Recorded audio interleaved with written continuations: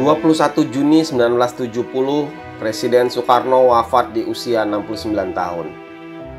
Sang proklamator meninggal dalam kesepian, hal yang tragis bagi seorang founding father sebuah negara besar. Sejak kekuasaannya dicabut oleh Sidang Istimewa MPRS kurang 3 tahun sebelumnya, Bung Besar dijauhkan dari berbagai hal. Dia dikucilkan dan bisa dibilang hidup layaknya seorang tahanan politik. Sahabat dan orang-orang terdekatnya tak dapat menemuinya karena izin dari pemerintahan Orde Baru sulit didapat.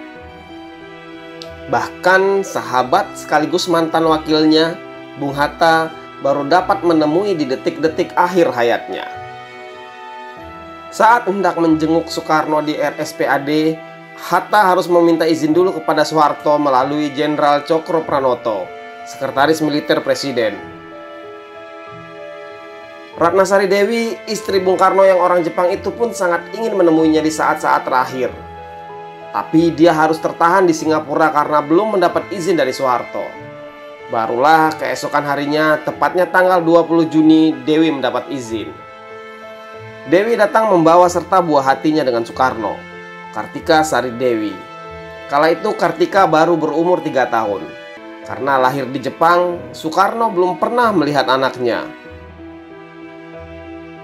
Jelang sehari sebelum wafatnya, barulah ia dapat bertemu dengan anaknya itu untuk yang pertama dan terakhir kalinya.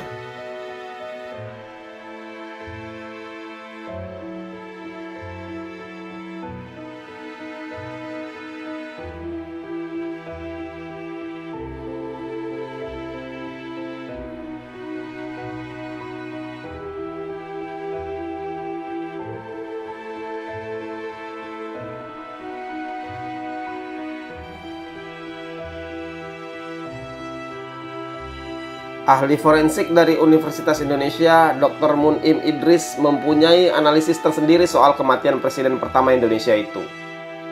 Dalam bukunya yang berjudul X-Files, mengungkap fakta kematian Bung Karno sampai Munir, Munim menjelaskan bahwa penyebab utama kematian Soekarno adalah pembiaran negara terhadap proklamator itu. Seorang Soekarno yang sangat aktif tiba-tiba dikerangkeng di pavilion Istana Bogor, kemudian dipindahkan ke Wisma Yaso menjadi penyebab menurunnya kesehatan Soekarno. Bung Karno memang sakit-sakitan waktu itu, tapi itu hanya penyebab kecil.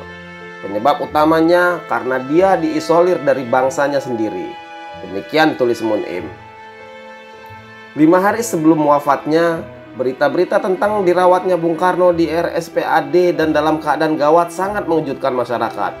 Karena sebelumnya bisa dibilang tidak ada kabar apapun tentang Bung Karno yang diberitakan di media massa. Masyarakat hanya tahu dia cukup lama ditempatkan di Wisma Yaso. Pada awal-awal pengasingannya di Wisma Yaso, Soekarno masih tampak tegar. Kepada Sidarto Danusubroto, ajudan yang tetap setia menemaninya selama menjadi tahanan rumah, Soekarno menegaskan bahwa dirinya bisa dikucilkan, dijauhkan dari keluarga, bahkan ditahan dan lama-lama akan mati sendiri. Tapi jiwa, ide, ideologi, dan semangat tidak akan dapat dibunuh. Begitu katanya kepada sang ajudan. Seminggu sekali Soekarno diinterogasi oleh seorang perwira Kopkamtib. Dia diinterogasi sepanjang hari. Penjagaan pun diperketat yang membuat geraknya semakin terbatas.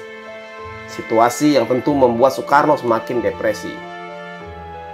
Wartawan senior Alwi Sahab menceritakan bahwa menjelang wafatnya Soekarno, asisten pribadi Presiden Jenderal Ali Murtopo melapor kepada Soeharto di Benagraha. Kemudian dia menjawab pers, entah dengan alasan apa Ali Murtopo menyatakan bahwa dia tidak menyesal bila Bung Karno meninggal dunia. Namun pernyataannya itu dibantahnya sendiri kemudian. Dia malah menyalahkan wartawan istana salah kutip dalam kasus berita tentang Bung Karno itu. Padahal Alwi dan belasan wartawan lainnya dengan jelas mendengar pernyataannya itu. Bahkan seorang reporter RRI mengaku masih memiliki rekaman tape yang memuat pernyataan Ali Murtopo itu. Detik-detik akhir hidup Bung Karno banyak menyisakan cerita yang tragis dari seorang bapak bangsa. Salah satunya adalah pengabaian wasiat tentang pemakaman yang diinginkannya kelak saat kematian memanggilnya. Jauh sebelum meninggal, Bung Karno telah menyampaikan keinginannya atau semacam wasiat mengenai kematian dan pemakamannya. Kepada wartawan Amerika, Cindy Adam, Soekarno pernah menyebut bahwa kelak bila wafat ia ingin dimakamkan di daerah Priangan, tepatnya di bawah pohon rindang dengan gemericik air mengalir di bawahnya. Kemungkinan tempat yang dimaksud Soekarno adalah Istana Batu Tulis Bogor.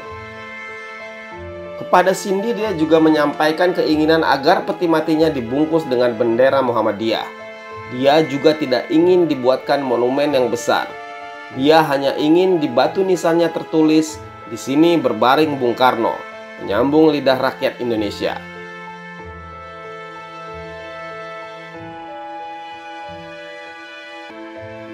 Rakyat masih sangat mengeluh-elukannya. Ketika pelepasan jenazah dari Wisma Yaso menuju Bandara Halim Perdana Kusuma, jalan sepanjang kurang lebih 10 km itu dipadati oleh masyarakat. Di antaranya banyak yang melelehkan air mata dan terisak-isak saat melepas jenazah Bung Karno.